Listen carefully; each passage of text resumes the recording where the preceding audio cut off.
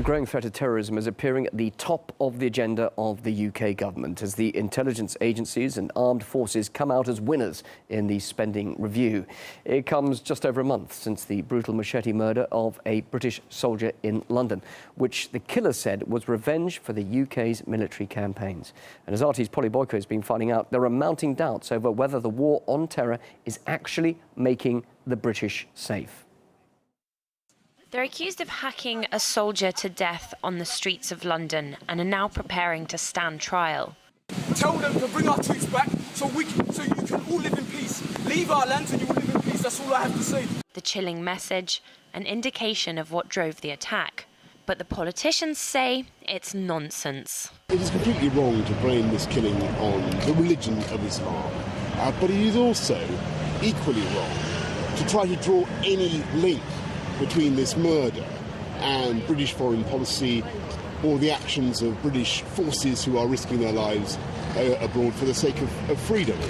But there are those who took part in those military campaigns firsthand who disagree. Joe says he was disillusioned by the reality of what fighting for freedom in the name of Britain's safety involved. Compared to some of the excesses in Afghanistan and Iraq, Woolwich is tame, which is a very serious kind of charge to lay, but it's absolutely true. And we're very lucky that there have only been so few attacks like this. One of the banners we went to Afghanistan under was peacekeeping, and in our peacekeeping operation we ran out of high explosive artillery ammunition.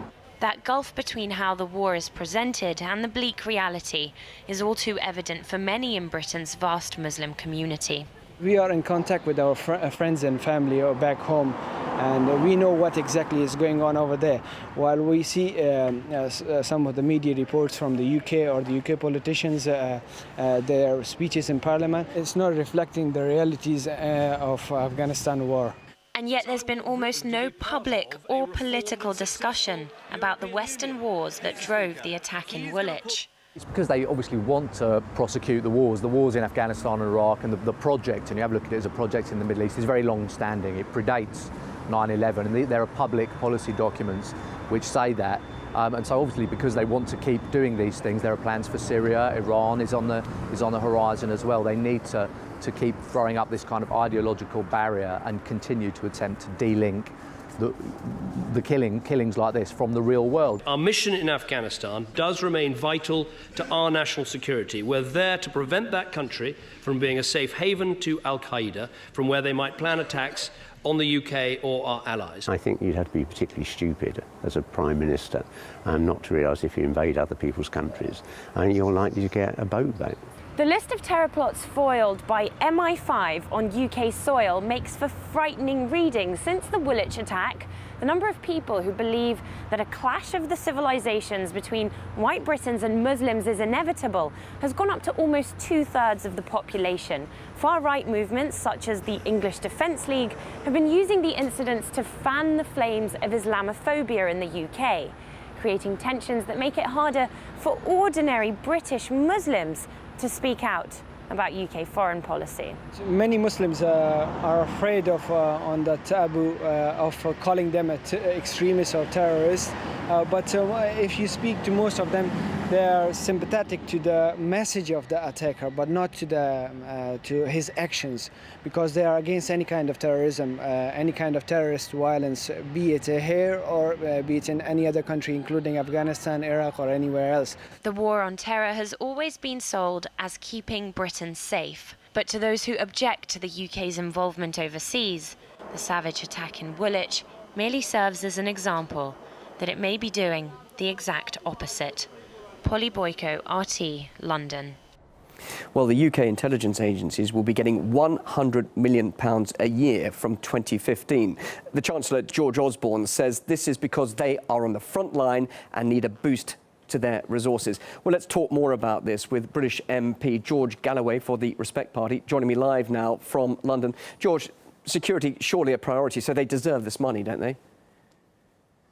Well, they'll probably need every penny of it and more, because Britain is in very real, clear and present danger from terrorism, both from within and from without. But only a fool or a knave would seek to separate British foreign policy from that danger of terrorism. And the Mayor of London, I'm afraid, is a fool, and the Prime Minister is a knave.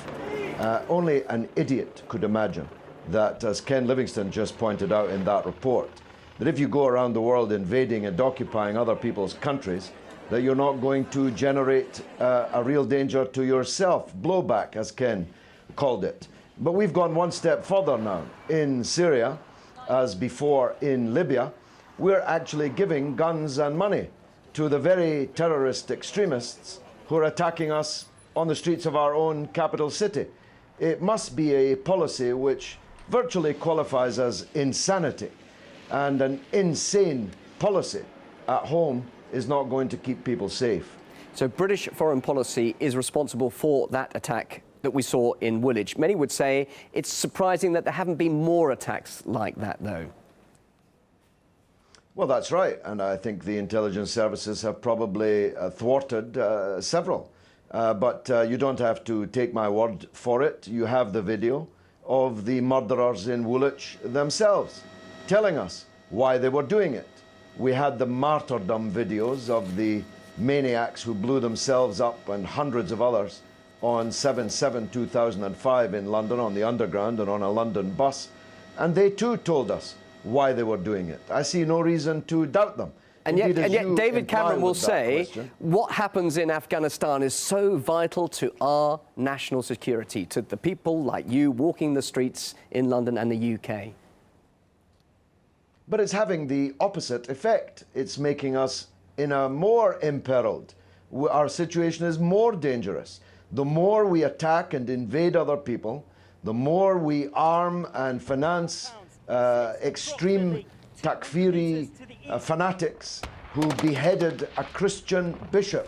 If people can hear me, beheaded a Christian bishop just yesterday and videoed it in front of women and children watching it and put it up on the internet whilst chanting the name of God. They're paid for by us, by the same David Cameron who tells us we need £100 million to go to the security services to protect us from the very people he's employing as agents in the struggle in Syria. And can I quickly ask you, how is all of this now impacting on the divisions we're seeing in society there in the UK? How worried are you about the anti-Muslim sentiment that appears to be now building there in the UK? Something I know that you're quite an expert on. Well, I'm worried about it, but we shouldn't overestimate it. There have been isolated attacks which have largely been pathetically insubstantial upon mosques and Muslim institutions of various kinds. There have been fatalities in individual attacks on Muslims. But the vast majority of the British people are not like that. This is not a country where fascism has any traction. After all, together with Russia, we defeated fascism in the living memory of some people still alive today. So people in jackboots and giving Hitler salutes and wearing swastikas like the people who are doing these things are never going to find much traction in Britain. No, most British people, according to the opinion polls, blame the government. Only 11% of the British people in the last opinion poll support David Cameron's policy of arming and financing these fanatics in Syria. And even in the Iraq War, before we knew it was built upon a tower of lies, the majority of British people were against it. The problem is in the building behind me, where the boys in the bubble follow the leader, whatever he has to say. Although even inside that bubble, the beheading of a Christian bishop may prove a turning point, just like the eating of a heart on video on YouTube by the same kind of people a month or two ago decisively began a swing in British public opinion away from these fanatics. George Galloway, thanks so much for your point of view on all of this. Great to talk to you there live in London. George Galloway, UK Member of Parliament.